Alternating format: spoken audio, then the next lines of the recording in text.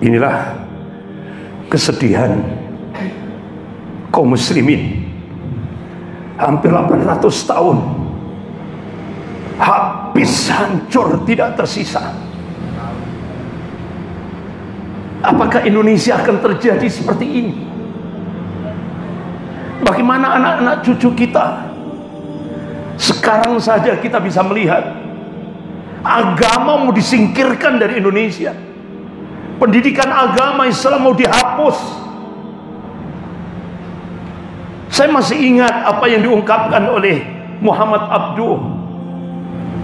Al-Islamu mahjubun bil muslimin. Al-Islamu mahjubun bil muslimin. Islam itu akan ditutup oleh umat Islam sendiri. Artinya Islam, kata Muhammad Abduh, akan dihancurkan oleh umat Islam sendiri. Karena apa? Hubbud dunya wa karahiyatul maut. Karena cinta dunia dan takut mati, takut resiko perjuangan. Ini kita miris. Sekarang yang memerintahkan untuk mengawasi masjid dan mengawasi PAUD, nggak usah saya sampaikan, sudah tahu semua kan.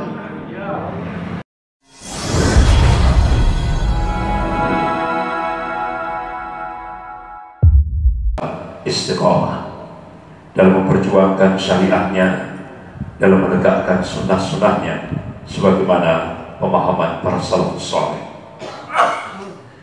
Masyaallah muslimin jamaah subuh rahimahullah, pagi ini kita bahas satu tema, yaitu mengambil ibrah atau pelajaran dari pusat Al-Hadrah Islamiyah, peradaban Islam di Andalusia. Bapak-bapak, ibu-ibu yang dirahmati Allah, Allah Subhanahu wa Ta'ala mengingatkan kepada kita hamba-hambanya yang amanu wa taqwa, sebagaimana firman Allah dalam surah Al-Fat ayat 23. A'udzubillahi minasyaitonir rajim. Sunnatullahi allati qad khalat min qabl wa lan tazida li sunnatihi tabdila. Jadi sunnatullah, hukum Allah itu berlaku sejak dahulu, dan kalian tidak akan pernah menemukan perubahan akan hukum-hukum Allah atau sunnatullah itu. Jadi Allah Subhanahu wa Ta'ala yang menciptakan alam jagat raya ini. Allah Subhanahu wa Ta'ala yang menguasai rotasi alam jagat raya ini. Allah Subhanahu wa Ta'ala yang meninggikan langit tanpa tiang ini, mengabarkan pada hamba-hambanya yang amanu wa taqwa. Jadi sejarah itu akan berulang. Yang membedakan adalah warna dan kualitasnya. Oleh karena itu, ulama-ulama ahli ilmu selalu menjadikan sejarah itu menjadi profesi ilmiah. Karena apa? Bapak-bapak, ibu-ibu yang dirahmati Allah, ketika kita memotret kondisi umat kekinian, otomatis kuncinya kita harus setback. Kita menengok ke belakang, membuka kembali sejarah, sehingga kita bisa melihat apa yang dikabarkan oleh Allah Subhanahu wa Ta'ala itu benar-benar sebuah peringatan bagi hamba-hambanya yang amanu wa taqwa. Bahkan Rasulullah sallallahu alaihi wasallam 1441 tahun yang lalu memberikan warning kepada umatnya, bahkan sampai secara rinci sekali apa-apa yang akan terjadi sebelum yaumil kiamah. Rasulullah sampaikan, tidak ada yang tersisa sedikit pun. Apa hikmah yang bisa kita ambil dari situ? Hikmahnya supaya umat Islam itu tidak menjadi mangsa bagi musuh-musuhnya. Oleh karena itu ada istilah jas merah, jangan melupakan sejarah. Kalau kita melupakan sejarah, kita akan digilas oleh sejarah itu sendiri. Bapak-bapak, ibu-ibu yang dirahmati Allah, kita mencoba pagi ini untuk membuka sejarah itu. Jadi ini sejarah bagaimana puncak-puncaknya peradaban Islam pada masa Daulah Utsmaniyah, yaitu di Andalusia. Kalau kita lihat ini abad 16, 1600-an. Abad 16. Luar biasa. Islam benar-benar menjadi barometer peradaban dunia. Sementara waktu itu Eropa miskin, gelap, dan tertinggal. Tapi Islam benar-benar luar biasa. Tapi ini sejarah. Kita bisa ambil ibrah pelajaran dari sana. Kenapa umat Andalusia hancur? Bahkan tidak ada satupun umat Islam yang tersisa. Habis, tidak tersisa. Oleh karena itu, pendiri Perserikatan Muhammadiyah, yaitu Kiai Haji Ahmad Dahlan, Allahumma yarham, pernah memberikan satu peringatan. Kalau umat Islam di Indonesia ini tidur, artinya buta politik, cuek masa bodoh ya, terhadap as-siyasah was-syar'iyyah, tidak menutup kemungkinan apa yang terjadi di Andalusia terjadi di Indonesia. Oleh karena itu, ini jadikan sebagai ibrah pelajaran. Bapak-bapak, ibu-ibu yang dirahmati Allah, Muslim Andalusia. Jadi sejarah mencatat bagaimana Al-Hadrah Islamiyah di Andalusia, yang dulu namanya Andalusia, sekarang berubah jadi Spanyol. Jadi di situ adalah peradaban Islam yang sangat megah, bahkan sangat agung, dan bertahan hampir 800 tahun. Jadi umat Islam membangun Al-Hadrah Islamiyah, peradaban Islam di Andalusia itu kurang lebih 800 tahun. Dapat dihancurkan oleh kalangan Kristiani dalam hitungan 8 tahun. Dan akhirnya kaum muslimin dimusnahkan dari Andalusia. Tidak ada satupun yang tersisa. Yang sekarang Andalusia itu berubah namanya Spanyol. Begitu juga kaum muslimin yang ada di Filipina. Filipina itu dulu oleh Ibnu Battuta rahimahullah diberi nama Fi Amanillah. Ya. Sampai sekarang ibu kotanya namanya Manila. Jadi dulu namanya Filipina itu Fi Amanillah. Umat Islam mayoritas seperti di Indonesia ini. Apa yang terjadi ketika umat Islam buta terhadap politik? Habis. Sehingga umat Islam sekarang ini yang bertahan cuma di kawasan Filipina Selatan, Mindanao, yang sering disebut dengan Moro. Dulu mayoritas seperti Indonesia ini. Inilah. Padahal itu negeri kaum muslimin, mayoritas Islam Filipina itu. Sampai diberi nama ke ibu kotanya Fi Amanillah. Itu kan satu doa ketika kaum muslimin sedang safar, didoakan Fi Amanillah, ya kan? Tapi sekarang kita lihat terpinggir, tersisihkan. Sehingga umat Islam sekarang di Filipina menjadi minoritas.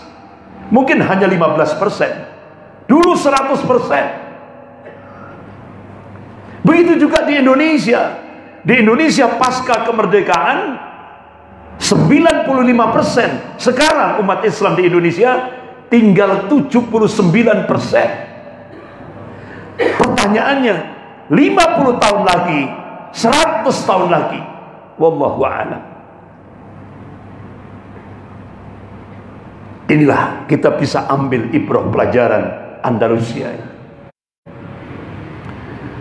Bapak-bapak, ibu-ibu yang dirahmati Allah, kemegahan peradaban Islam di Andalusia yang sampai hari ini. Jadi dulu pasca umat Islam dihabiskan, ribuan masjid dihancurkan. madrasah, lembaga-lembaga pendidikan Islam dihancurkan semuanya. Yang disisakan 3 masjid. Karena megah, karena besarnya. Ya, satu di Cordoba, satu di Seville, dan satu di Granada.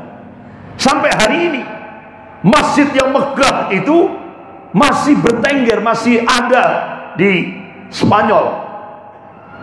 Tapi menara-menara masjid itu sekarang yang dulunya digunakan untuk mengumandangkan azan hayya 'alas shalah, hayya 'alal falah, tapi sekarang 3 masjid yang megah itu sampai hari ini, satu di Cordova, satu di Granada, satu di Seville, itu sekarang tiap Ahad pagi yang berbunyi bukan panggilan azan, tapi bunyinya lonceng gereja, kelenteng, kelenteng, kelenteng, sampai hari ini. Jadi menara-menara masjid itu sekarang diganti dengan lonceng gereja sampai hari ini. Bahkan ketika umat Islam Austria hampir kurang lebih 100 orang ingin sholat di Cordova, ingin sholat di masjid Cordova, itu tidak boleh, karena itu sudah dikuasai oleh Kristiani sampai hari ini. Bapak-bapak, ibu-ibu yang dirahmati Allah, coba kita lihat, ini istana pemerintahan Andalusia. Jadi ini istana pemerintahan Andalusia tahun 1600 sudah seperti ini. Megah sekali. Ini kemegahan pemerintahan Islam Andalusia.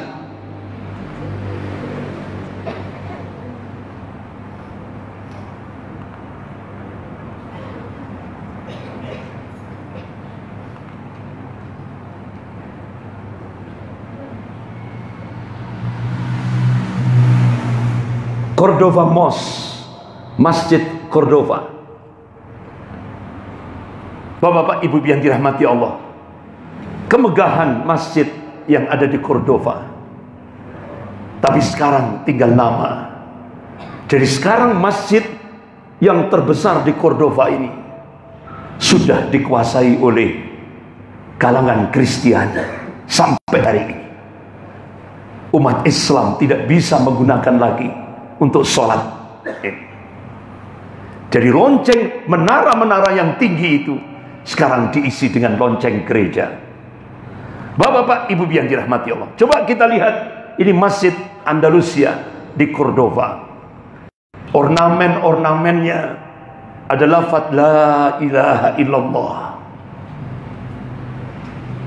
Ini seni arsitektur Islami tahun 1600 itu sudah seperti ini. Kalimah tauhid la ilaha illallah ada di ornamen-ornamen di Masjid Cordova. Bahkan tahun 1200 penulisan khat Al-Quranul Karim itu sudah seperti ini, tahun 1200 Masehi. Bahkan alat-alat kedokteran yang ada di Andalusia luar biasa. Jadi ilmu kedokteran itu sudah benar-benar, jadi puncak-puncak peradaban Islam itu ada di Andalusia. Semua ilmu dikembangkan di Andalusia. Teknologi, ilmu-ilmu kedokteran, dan semua ilmu ada di sana. Dan ini menjadi barometer peradaban dunia waktu itu.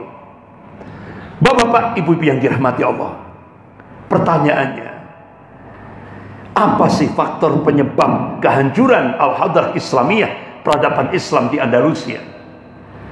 Syekh Profesor Ali Muhammad Salabi, bahkan juga dari beberapa pakar-pakar sejarah dari dunia Islam, yaitu diantaranya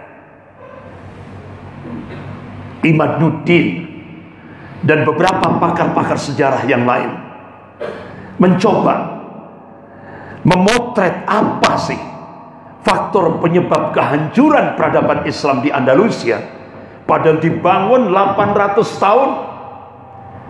Kalau kita mencoba, kita korelasikan di Indonesia sekarang berapa? 74 tahun merdeka ini.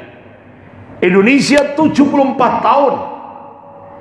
Tapi ketika kita memotret kondisi umat Islam di Indonesia yang dibangun 74 tahun ini, kok seperti mirip-mirip Andalusia yang sudah dibangun 800 tahun. Bapak-bapak, ibu yang dirahmati Allah, coba kita lihat faktor penyebab kehancuran peradaban Islam di Andalusia. Yang pertama, pemimpin-pemimpinnya menyelisih Al-Quran was sunnah. Ini penyebab utama kehancuran peradaban Islam di Andalusia. Padahal kita diingatkan oleh Allah Subhanahu wa taala dalam surah Al-Ahzab ayat 71. A'udzubillahi minasyaitonir rajim. Wa may yuti'illaha wa rasulahu faqad faza fawzan azima. Barang siapa yang taat kepada Allah dan Rasulnya, faqad faza fawzan azima, maka sesungguhnya dia telah mendapatkan kemenangan yang besar. Kalangan mufassir menafsirkan faqad faza fawzan azima, itu maknanya di dunia dimuliakan oleh Allah Subhanahu wa taala, di akhirat jannah, surganya Allah Subhanahu wa taala. Dan Allah pasti, innallaha la yukhliful mi'ad, Allah tidak akan mengingkari janjinya.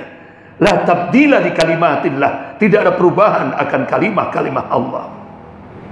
Tapi sebaliknya kata Allah, a'udzubillahi minasyaitonir rajim, wa may ya'sillaha wa rasulahu faqad dhalla dhalalan mubina.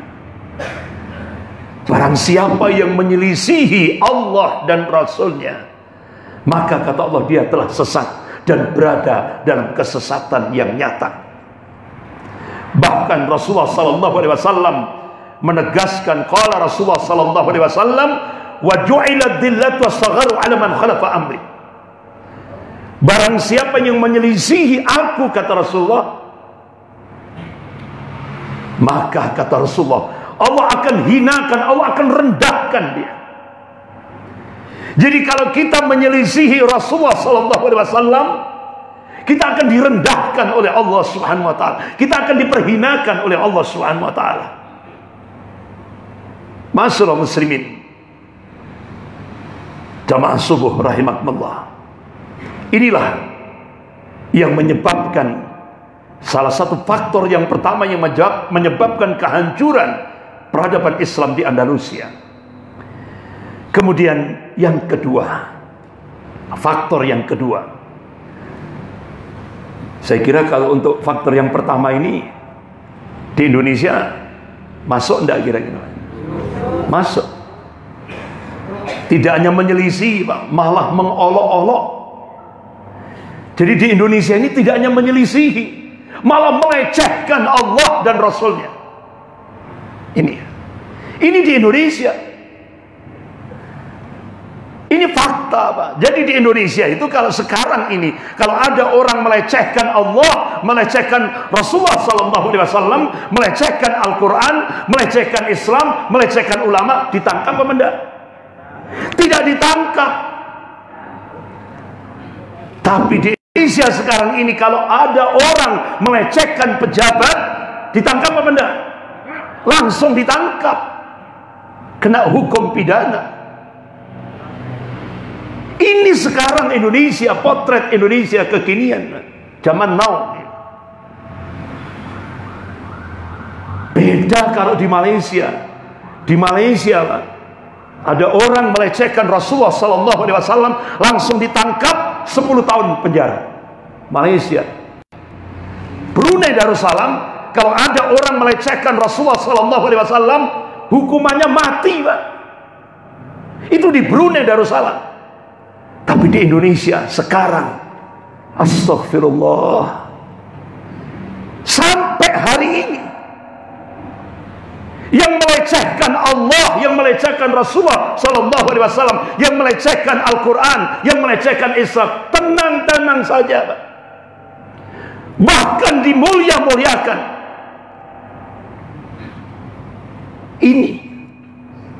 Inilah yang terjadi di Indonesia. Bapak-bapak, ibu yang dirahmati Allah. Kemudian yang kedua, faktor yang kedua, 1441 tahun yang lalu, Rasulullah SAW sudah mengingatkan kepada umatnya. Rasulullah sudah memberikan warning, peringatan. Qala Rasulullah SAW, yusiku an taja'alikumul ummamu min kulli ufukin. Hampir-hampir, kata Rasulullah, umat-umat kafir itu saling menyeru, saling mengajak-ngajak untuk menyerang kalian min kulli ufukin, dari segenap arah, dari segenap penjuru. Kama tada'a al-akalatu ala qas'atiha. Kata Rasulullah, kalian seperti makanan. Qas'atiha itu kan seperti mangkok kecil. Jadi kalian itu seperti makan di atas mangkok kecil yang jadi rebutan orang-orang yang lapar. Sahabat tanya, "Qulna ya Rasulullah, amin qillatin bina nahnu yauma idin." Ya Rasulullah, apakah posisi kami pada saat itu minoritas? Apakah jumlah kami pada saat itu sedikit? La, tidak, kata Rasulullah. Bal antum yauma idin katsir.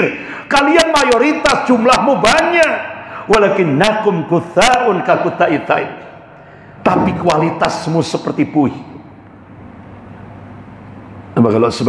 Kalau orang Jawa menyebut untuk itu buih. Jadi kualitas buih itu tidak punya prinsip, tidak punya jati diri, mudah diombang-ambingkan oleh musuh-musuhnya. Al-Imam Ibnu Hajar Asqalani rahimahullah, ketika beliau menafsirkan hadis ini hadis ini bukan justifikasi, bukan pembenaran. Hadis ini warning, peringatan dari Rasulullah SAW. Jangan sampai umat Islam itu punya kualitas seperti buih. Kalau umat Islam itu kualitasnya seperti buih, sudah. Rasulullah mengabarkan, "Walayantazi'annallahu min suduri aduwakum al-mahabbata minkum." Sungguh Allah akan mencabut rasa takut dari hati orang-orang kafir itu. Allah akan cabut rasa takut dari musuh-musuh Islam itu. Dicabut rasa takutnya. Walayakdifannallahu fi qulubikumul wahn. Dan Allah campakkan al-wahan itu di dalam hati-hati kalian. Sahabat tanya, "Ya Rasulullah, wa man wahan?" Apa yang dimaksud al-wahan? Rasulullah berikan jawaban, qala hubbud dunya wa karhiyatul maut. Cinta dunia dan takut mati. Jadi kalau sudah penyakit terlalu cinta dunia, takut mati, takut resiko perjuangan itu sudah menghinggap di hati pemimpin-pemimpin kaum muslimin, saat itulah Allah akan cabut rasa takutnya orang-orang kafir ini. Kira-kira sudah terjadi tidak di Indonesia? Sudah, bapak-bapak, ibu yang dirahmati Allah. Sudah, itu sebuah fakta kita lihat dalam realitas kehidupan berbangsa dan bernegara di Indonesia ini. Bahkan sampai bapak-bapak, ibu yang dirahmati Allah, ini faktor yang ketiga. Andalusia terjadi iftirak, perpecahan. Perpecahannya itu bukan masalah akidah, bukan. Syekh Profesor Ali Muhammad Salabi rahimahullah, beliau mencoba mengkaji kira-kira iftirak, perpecahannya itu apa. Ternyata bapak-bapak, ibu yang dirahmati Allah, perpecahannya itu karena penyebabnya rebutan jabatan, kedudukan, dan fulus. Ini Pak. Jadi perpecahannya itu karena berebut jabatan, kedudukan, pangkat, dan fulus. Ini. Sehingga akhirnya muncullah penyakit hizbiyah, asobiyah, penyakit kelompok. Nih, penyakit fanatik kelompok, fanatik golongan. fanatik partai. Ini kalau sudah seperti itu, Bapak Ibu yang dirahmati Allah, kalau sudah muncul penyakit seperti itu, padahal kita diingatkan oleh Rasulullah SAW, kalau semangat kita bangkit, hamasah, semangat kita bangkit bukan lillah, bukan karena Allah, tapi semangat kita bangkit karena fanatik kelompok, fanatik golongan, fanatik partai, itu kalau mati saat itu, kata Rasulullah, itu hadisnya Sahih Bukhari, mati dalam keadaan jahiliyah. Ini hadis sahih riwayat Bukhari. Pertanyaannya, Bapak Ibu yang dirahmati Allah, kalau fanatik terhadap Islam, hukumnya wajib. Kalau kita fanatik terhadap Islam, hukumnya wajib. Bapak Ibu yang dirahmati Allah, akhirnya apa yang terjadi di Andalusia setelah iftirak, perpecahan karena perebutan jabatan, kedudukan, dan fulus, akhirnya muncul penyakit hizbiyah, asabiyah. Akhirnya pemimpin-pemimpin umat Islam di Andalusia mengarah kepada muwalah bil kuffar.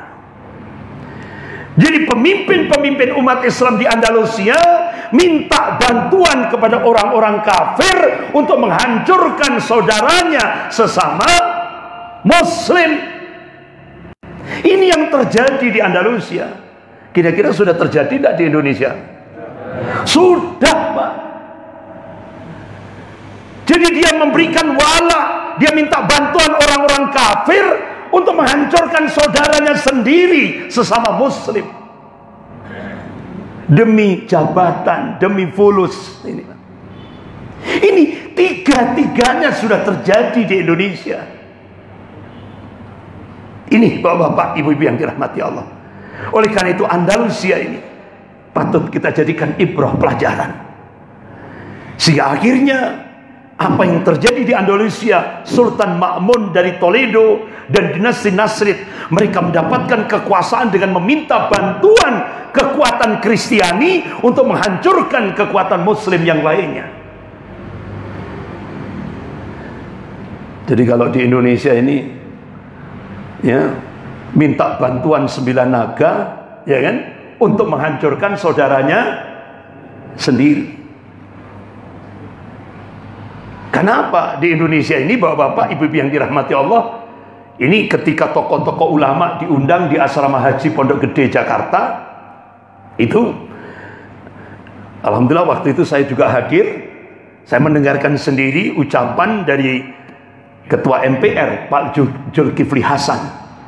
Jadi beliau menyampaikan bagaimana masalah ummah, problematika umat Indonesia kekinian. Beliau sampaikan, jadi dari tanah seluruh Indonesia ini, Pak, tanah itu 74% itu sudah milik Cina. 74% tanah se-Indonesia ini sudah dikuasai Cina. Ini ketua, saya mendengarkan sendiri langsung ketika diundang tokoh-tokoh ulama seluruh Indonesia di asrama haji Pondok Gede Jakarta. Jadi sampai beliau menyebutkan secara rinci, ada konglomerat Cina, PT Sinarmas itu punya tanah legal 5 juta hektar. Bahkan ada juga konglomerat Cina punya tanah 8 juta hektar. Luar biasa. Itu kan hampir sepertiga Pulau Jawa kalau 5 juta hektar itu. Luar biasa. Bahkan sampai rencana ibu kota baru ini, ibu kota negara baru ini, itu ternyata kepunyaan mereka, mayoritas kepunyaan mereka. Luar biasa. Bahkan Bapak Ibu yang dirahmati Allah, Ketua MPR Pak Zulkifli Hasan menyatakan 80% aset ekonomi nasional sudah dikuasai Cina. Sampai akhirnya Pak Zulkifli Hasan itu, bapak-bapak, ibu yang dirahmati Allah, sebagai ketua MPR, beliau menyatakan di depan tokoh-tokoh ulama, secara kalkulasi politik kita tidak punya apa-apa. Umat Islam yang mayoritas ini sudah tidak punya apa-apa. Kalkulasi politik. Tapi Masya Allah, ada ucapan akhir beliau. Ketika beliau mau menutup, beliau memberikan ucapan terakhirnya apa? Kita masih punya Allah. Kita masih punya Allah. Dari situlah kita dibangkitkan bahwa nasru illa min indillah. Kemenangan itu datangnya dari Allah. Nah, makanya kita dibangkitkan semangat. Ayo berjuang, berjuang, berjuang. Jangan tidur. Nah, gitu. Bapak-bapak, ibu-ibu yang dirahmati Allah. Andalusia akhirnya, setelah tadi itu bapak-bapak, ibu-ibu yang dirahmati Allah, setelah tokoh-tokohnya ini minta bantuan orang-orang kafir untuk menghancurkan sesama kaum muslimin dalam rangka merebut kedudukan, jabatan, fulus dan sebagainya, akhirnya kekuatan umat Islam di Andalusia terpecah belah. Kaum Murabitun, Al-Murafid dan Muwahidun, Al-Muhad saling rebut wilayah dan pengaruh. Sementara kaum Kristiani Spanyol waktu itu tengah mengkonsolidasi kekuatan mereka dan menyusun strategi untuk melancarkan serangan besar-besaran demi merebut kembali semua daerah yang diduduki oleh kaum muslimin. Start awal mulai dari Toledo tahun 1085 Masehi. Lalu habis itu Cordova tahun 1236 Masehi. Kemudian Seville tahun 1248 Masehi. Terakhir yang direbut oleh kalangan Kristiani yaitu Granada tahun 1492 Masehi. Satu persatu wilayah kaum muslimin jatuh ke tangan orang-orang Kristiani. Bapak-bapak, ibu-ibu yang dirahmati Allah, alhamdulillah kita bersyukur. Hampir sudah Indonesia ini dijebol lewat dua proyek besar, proyek yang istilahnya yang super, super besar. Apa? Proyek Mikarta dan reklamasi. Hampir sudah, Pak. Jadi kedaulatan negara kesatuan Republik Indonesia ini mau dijebol lewat proyek Mikarta dan proyek reklamasi. Tapi alhamdulillah limit sudah itu, Pak. Allah Subhanahu wa taala masih cinta pada negara kesatuan Republik Indonesia ini. Sehingga Allah munculkan Gubernur Anies Baswedan. Alhamdulillah. Dua proyek besar yang ingin menjebol kedaulatan negara kesatuan Republik Indonesia berhasil diselamatkan. Walaupun yang mencak-mencak waktu itu siapa? Luhut Binsar Panjaitan. Langsung akhirnya Luhut dipertemukan sama Pak Prabowo, langsung nyungsep, Pak, sudah tidak berani lagi. Kenapa? Itu proyek Mikarta dan proyek reklamasi. Itu, Pak, Bu, kalau proyek reklamasi itu jadi, 2 tahun lagi ada 20 juta rakyat Cina mangkal di situ. Kalau itu sudah jadi, itu ada 9 proyek reklamasi lainnya, termasuk di Selat Benoa, di Bali, dan itu ada 10 proyek. 2024 sudah ditarget 220 juta rakyat Cina daratan akan mangkal di 10 proyek reklamasi itu. Sehingga akhirnya Bude ya, Mbok D langsung dengan PD-nya ketika ditanya, loh, Bude ndak merasa gelisah dengan suara umat Islam? Jawabannya pede sekali. Saya tidak butuh suara umat Islam, katanya. Saya tidak butuh suara umat Islam karena ini sudah rahasianya terbongkar. Ternyata kalau 10 proyek reklamasi itu jadi 220 juta rakyat Cina daratan akan masuk di situ. Dan otomatis itu sudah pundi-pundi untuk merebut kembali kekuasaan di Indonesia ini. Wa makaru wa makarallah wallahu khairul makirin. Mereka membuat makar, tapi Allah membalas makar mereka, dan Allah sebaik-baik pembuat makar. Allah sebaik-baik pembuat makar. Ini Pak. Jadi Allah masih cinta. Masya Allah Pak, ini mungkin doa-doanya orang-orang fukara masakin, doa-doanya anak-anak yatim yang masih didengar oleh Allah Subhanahu wa ta'ala. Sehingga Allah masih cinta pada negeri yang mayoritas muslim ini. Doa ulama-ulama yang soleh, doa ulama-ulama yang tidak pernah muncul lewat koran, lewat TV, ulama-ulama yang benar-benar ikhlas, ini doanya dikabulkan oleh Allah Subhanahu wa ta'ala. Allah masih menyelamatkan negeri yang mayoritas penduduknya muslim ini. Bapak-bapak, ibu-ibu yang dirahmati Allah, kembali ke Andalusia. Akhirnya kekhalifahan umat Islam, sistem pemerintahan umat Islam di Andalusia akhirnya terpecah menjadi negara-negara kecil. Ini tahun 1031 Miladiyah Masehi. Bapak-bapak, ibu yang dirahmati Allah, akhirnya apa yang terjadi? Tepat tanggal 16 Februari 1568 Masehi, ketika umat Islam sudah pecah belah, umat Islam kekuatannya lemah, tidak punya power, tidak punya kekuatan, akhirnya Dewan Suci Gereja Katolik Roma mengeluarkan SK yang pertama, berisi seluruh penghuni bumi Andalusia. Umat Islam itu dikutuk oleh vonis hukuman mati atas mereka dengan tuduhan herestik atau Kristiani, dan SK ini mengecualikan beberapa orang yang nama-nama mereka tertulis dalam SK tersebut. Setelah 10 hari sejak dikeluarkannya keputusan SK, akhirnya SK dari pemimpin Gereja Katolik Roma, Paus waktu itu, akhirnya Raja Spanyol Philip II yang dididik dengan pendidikan agama yang militan di bawah asuhan kaum agamawan Katolik, sekaligus putra Kaisar Roma yang suci yaitu Charles kelima, menyatakan keabsahan surat itu dan menginstruksikan pelaksanaannya sesegera mungkin.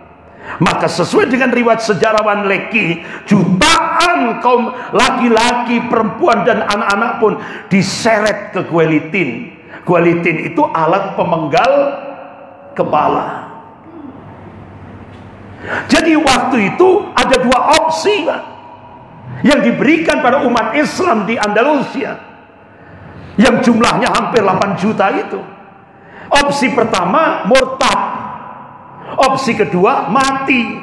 Jadi dari 8 juta umat Islam di Andalusia, yang pilih opsi murtad kurang lebih 300.000 orang, yang pilih opsi mati kurang lebih 7.700.000 orang. Sehingga 7.700.000 orang itu berbondong-bondong menuju guillotine, alat pemenggal kepala. Akhirnya hanya dalam hitungan 8 tahun saja, setelah kejatuhan dinasti Islam di Andalusia atau Spanyol sekarang ini, populasi muslim Spanyol langsung punah dari muka bumi ini.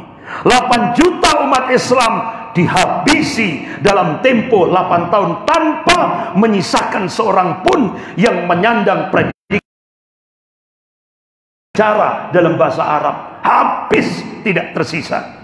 Masjid, ribuan masjid di bumi hanguskan, dihancurkan secara brutal, dan tidak ada lagi yang disisakan kecuali masjid yang 3 yang megah itu karena besarnya, yaitu di Seville, Cordova dan Granada. Bapak-bapak, ibu-ibu yang dirahmati Allah, ini salah satu masjid di Cordova. Jadi menara-menara masjid itu, bapak-bapak, ibu yang dirahmati Allah, sekarang sudah diisi lonceng-lonceng gereja. Coba ini.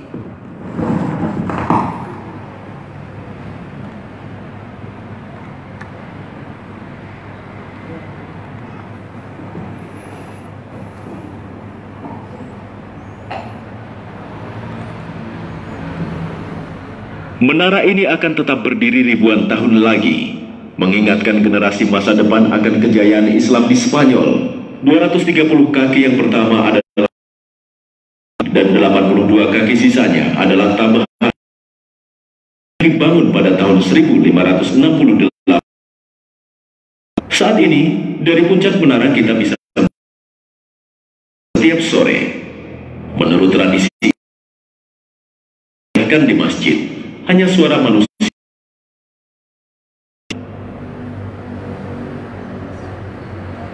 Tahun 1248, kota Sofia juga jatuh ke tangannya. Setelah lebih dari 500 tahun, Kristen kembali ke kota ini. Hanya satu kerajaan Taifa yang bertahan, yaitu Granada. Muslim yang mengungsi ke Granada, di mana sisanya masih tinggal di daerah yang sudah ditaklukkan.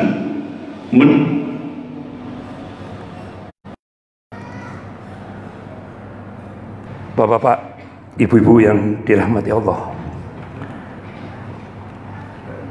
inilah kesedihan kaum muslimin.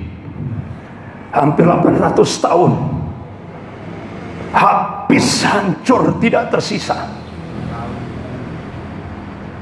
Apakah Indonesia akan terjadi seperti ini? Bagaimana anak-anak cucu kita? Sekarang saja kita bisa melihat agama mau disingkirkan dari Indonesia. Pendidikan agama Islam mau dihapus. Saya masih ingat apa yang diungkapkan oleh Muhammad Abduh. Al-Islamu mahjubun bil muslimin. Al-Islamu mahjubun bil muslimin. Islam itu akan ditutup oleh umat Islam sendiri. Artinya Islam, kata Muhammad Abduh, akan dihancurkan oleh umat Islam sendiri. Karena apa? Hubbud dunya wa karahiyatul maut. Karena cinta dunia dan takut mati, takut resiko perjuangan. Ini kita miris. Sekarang yang memerintahkan untuk mengawasi masjid dan mengawasi PAUD, nggak usah saya sampaikan, sudah tahu semua kan? Siapa yang memerintahkan untuk mengawasi masjid dan mengawasi PAUD? Bahkan sampai-sampai yang diperintahkan untuk mengawasi PAUD itu Densus 88, lengkap dengan bajunya, senjatanya, mengawasi PAUD anak-anak muslim yang umur 3 tahun, 4 tahun. Karena dianggap radikal, PAUD dianggap radikal, masjid dianggap radikal. Ini jadi benar-benar kaum muslimin seperti buih, mayoritas tapi seperti buih. Bapak-bapak, ibu yang dirahmati Allah, coba ini sebuah ilustrasi kekejaman Dewan Inkuisasi Spanyol terhadap kaum Moriscos, terhadap kaum muslimin di Andalusia. Ini ilustrasi, Pak. Bagaimana umat Islam 7.700.000 orang itu disiksa dengan bentuk-bentuk penyiksaan seperti ini. Ini ilustrasinya seperti ini.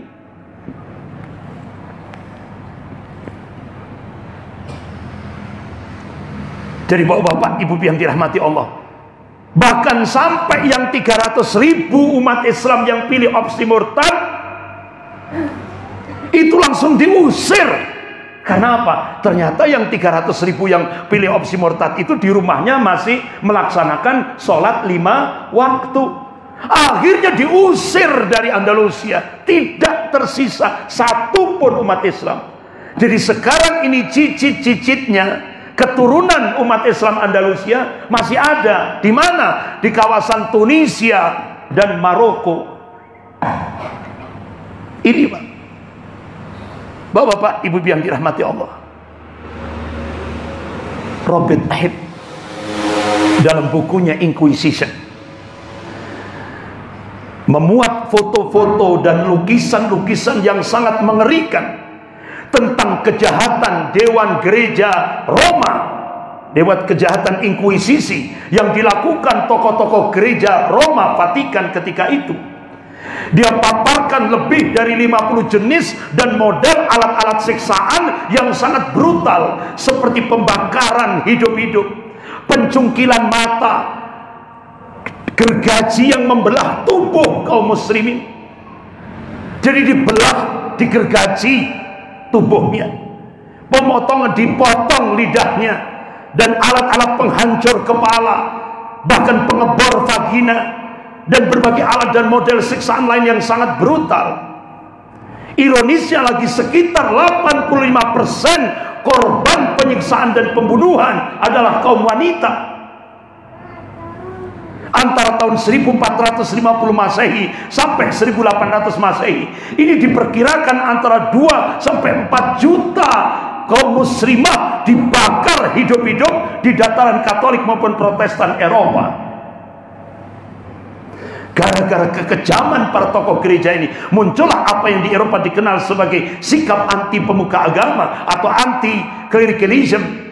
Trauma terhadap inkuisisi gereja dan berbagai penyimpangan kekuasaan agama sangatlah mendalam pada saat itu, sehingga muncul fenomena anti-clericalism tersebut di Eropa pada abad ke-18 Masehi. Makanya ada sebuah ungkapan populer ketika itu, berhati-hatilah jika Anda berada di depan wanita, hati-hatilah Anda jika berada di belakang keledai, dan berhati-hatilah jika berada di depan atau di belakang pendeta. Itu ada ungkapan seperti itu di masyarakat waktu itu. Bapak-bapak, Ibu-ibu yang dirahmati Allah, inilah sejarah Andalusia. Oleh karena itu, Bapak-bapak, Ibu-ibu yang dirahmati Allah, apa yang terjadi di Andalusia, faktor-faktor kehancuran kaum muslimin di Andalusia sekarang sudah terjadi di Indonesia. Oleh karena itu, Bapak-bapak, Ibu yang dirahmati Allah, Allah ingatkan dalam surah Al-Imran ayat 139, A'udzubillahi minasyaitonir rajim. Wala tahinu wala tahzanu wa antumul a'launa in kuntum mu'minin. Jangan kamu pesimis, jangan kamu merasa inferior, jangan kamu merasa marginal, jangan kamu merasa terpinggir, wala tahzan, dan jangan kamu sedih, kata Allah. Kita dilarang oleh Allah untuk pesimis, untuk sedih, dilarang sama Allah. Wa antumul a'launa, kata Allah, sesungguhnya kamu itu tinggi. Coba kata a'la dalam surah Al-Imran ayat 139 ini kan, kalau dalam bahasa Arab maknanya apa disebut? Isim tafdhil. Artinya yang disifati oleh ayat itu bisa tinggi, bisa unggul. Pertanyaannya, kapan umat Islam, lebih khusus di Indonesia ini, bisa tinggi, bisa unggul, bisa punya al-izzah, kewibawaan? Allah berikan kuncinya, in kuntum mu'minin. Jika kalian beriman kepada Allah, jika kalian mentauhidkan Allah dalam segala aspek kehidupan, pasti menang. Karena Allah berjanji, wa kana haqqan alaina nasrul mu'minin. Kewajiban kami, kata Allah, memenangkan golongan mukmin. Mukmin. Jadi kita ini diarahkan oleh Allah untuk memanage saksiah kita untuk menjadi mukmin yang sejati. Bukan munafik, tapi mukmin yang sejati. Insya Allah, Bapak-bapak, Ibu yang dirahmati Allah, dari surah Al-Imran ayat 139 ini kita diingatkan, diarahkan oleh Allah untuk dengan langkah yang konkret. Bahkan sampai Allah tegaskan dalam surah Ar-Ra'd ayat 11 itu, A'udzubillahi minasyaitonir rajim, innallaha la yughayyiru ma biqaumin hatta yughayyiru ma bi anfusihim. Sesungguhnya Allah tidak akan merubah kondisi satu kaum hingga kaum itu merubah apa yang ada pada kondisinya sendiri. Artinya ini quantum change, quantum perubahan yang diberikan oleh Allah. Allah tidak akan merubah nasib umat Islam di Indonesia ini kalau umat Islam tidak mau berubah. Kira-kira siap berubah, Pak? Kita siap berubah? Siap? Takbir, Allahu Akbar. Takbir, Allahu Akbar. Takbir, Allahu Akbar. Sekian Lebih kurangnya saya mohon maaf yang sebesar-besarnya. Astaghfirullahaladzim. Subhanakallahumma wa bihamdik, asyhadu an la ilaha illa anta, astaghfiruka wa atubu ilaik. Wabillahi taufiq wal hidayah. Wassalamualaikum warahmatullahi wabarakatuh.